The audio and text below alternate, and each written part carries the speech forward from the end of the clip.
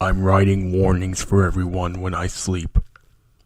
Written by Fainting Goat. I'm having reoccurring nightmares, which isn't anything weird on its own. Except I've always been sleepwalking, or sleep writing. Anyway, that's not something I've ever done before. It doesn't run in my family, I have no history of it, yet in the morning I'm finding pieces of paper with nigh intelligible phrases scribbled on them. When I say nigh intelligible, I really do mean it. My handwriting is shit when I'm awake, and apparently when I'm asleep, I revert back to the level of a 3-year-old with a crown. It took a few notes before I was actually able to piece together what the warning was. Don't go downstairs. That's it.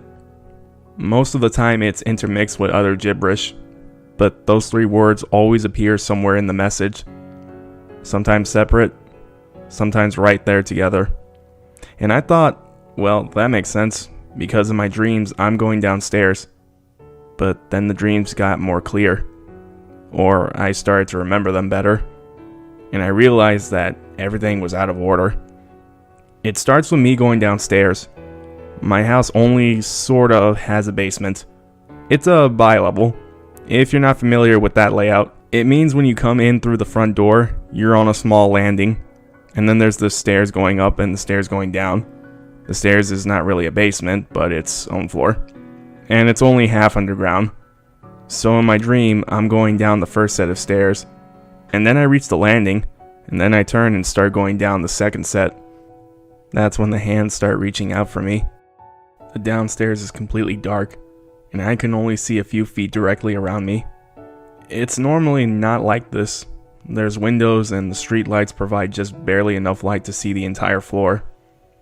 It's one room, open save for an IKEA bookcase that serves as a divider between a crafting table and my library. But in my dream, it feels smaller, and I reach the bottom and then I stop there. And the entire time there's hands coming out of the darkness, and they grab my wrists and my arms and pull me forwards towards them. They're human, but the skin is chalk white with streaks of pink. Not the pink of normal hands, but a pastel pink like that of a flower. And the streaks wind up and down their arms like veins. The skin is wrinkled and creased like elephant skin, and their fingers are devoid of nails. Their grip is tight and it hurts, but I don't try to resist it. At some point in the dream, I find myself back upstairs. That's when I write the note, only after I've gone downstairs. Initially, I thought it was a warning for myself for the next night. Crazy as that sounds, I began to be frustrated with my dream self. If I was literally getting out of bed and sleepwalking into the living room and writing these notes, then why was I still insisting on going downstairs in my dreams? But the subconscious will do what it wants, and I was helpless to alter the course of my dreams. I figured I'd just wait it out and this would all pass, and I'd go back to having nightmares about the car accident from 4 years ago or something else. If it was just a weird dream phase though, I wouldn't have a reason to say anything about it. So things started to get a little unnerving last week. I began seeing things out of the corner of my vision. Movement. It's not any more distinct than that. It startles me each time, and I turn to look and there's nothing there. Then another subtle movement, still just out of my line of sight, and that too is gone when I look. This keeps happening for up to 5 minutes. I timed it. And then everything is still inside my house again, and I'm standing there, my heart hammering with fear. I began to spend less and less time in my downstairs, only going down there when I had to. Then last Friday I needed to take the trash out to the garbage, but it was after dark, and I didn't want to go downstairs. I agonized over this for an hour, telling myself that this was ridiculous, that I was being silly and I'm a grown adult scared over nothing. Dreams and seeing things, the latter of which could just be the product of my nerves. So I mentally shamed myself into doing the mature thing, which was to bag up the trash and take it downstairs. My stairs don't have any backs to them. They're wooden planks and nothing more. You can see right through them.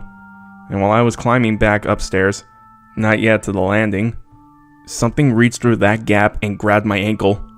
I felt its fingers and I jerked my leg up, jumping in surprise, and it let go, and I landed on the stairs badly and fell. I hit near the base of the stairs and I thought I saw fingers curled along the edge of the step. A whole row of them, and more were joining in. A phalanx of hands reaching for where I lay. I clutched at the stairs, dragging myself up, adrenaline smothering the pain in my ankle. I half ran, half crawled up to the landing, and then I hit the front door, fell through it to the porch outside, and kicked it shut behind me. My neighbor took me to the urgent care. My fall wasn't as bad as it could have been. I banged up my elbows and twisted my ankle slightly. I'm having to wear a brace, but that's all. And I guess I could dismiss the fall as more tricks of the mind and an accident if it happened in isolation. In context, however, there's a disturbing pattern. I did go back to my house. I talked myself into believing everything that had happened was just my imagination. In the bright lights of the urgent care, it was easy to believe this. Besides, I wouldn't be able to sleepwalk with a twisted ankle and under the haze of pain medication, right? And for a few days, it was okay. Monday morning, I woke up to find my living room covered with notes. I'd written the same thing on an entire stack of print paper and left it carpeting the floor. At some point, the ink in the pen had run out, for the text grew fainter and fainter, and then near the far corner of the room it darkened again and the color was wrong. It wasn't black, and I found blood staining my nails, and my fingers burning with pain. This morning, I woke up and checked my messages on my phone. It had an app running, and the first thing that greeted me was a draft Reddit post to this subreddit, which I never really paid attention to before now. Somehow, in my sleep, I managed to unlock my phone, navigate to the Reddit app, and start a post on a subreddit I'm not active in. I deleted the draft, but not before I moved the text to Google Drive to look at later. Here's the note, exactly as I typed it. It's a mess, but look, I was literally asleep. Tell them don't. There has white hands. Derek. Tell them it's a warning and maybe someone. Everything isn't not okay. There's things in the ad don't go down and need to warn them. So don't forget this in morning. Just remember, don't go. The things will, you're okay, but they need to go. Don't go downstairs. I don't think those notes were meant for me. I'm writing them after I come back from downstairs. I think I'm writing them for everyone else. I think I'm trying to let you, all of you, know that something is wrong.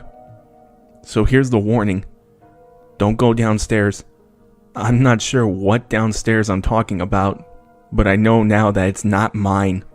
The warning isn't meant for me. It's meant for everyone else. I hope this makes sense to someone. I hope that this is enough, because this morning something happened. It's dark when I leave for work and I don't bother turning on the lights because I know my way around. The door to the garage is directly to the left, but I don't go out it immediately. The garage door opener is broken, and I haven't had anyone out to fix it yet, so I instead have a remote garage door opener sitting on that IKEA shelf, and I just hit it before going out the door. Convoluted? Yes, but whatever. It's the last pressing thing in my house that needs fixing right now. Keeping the deck from falling off the back of the house is a higher priority. Anyway, I went over there in the dark, hit the button, and then turned to go.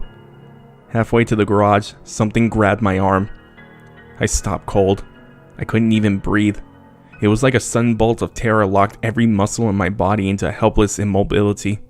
Then another hand gripped my arm. Tight bones digging into my flesh.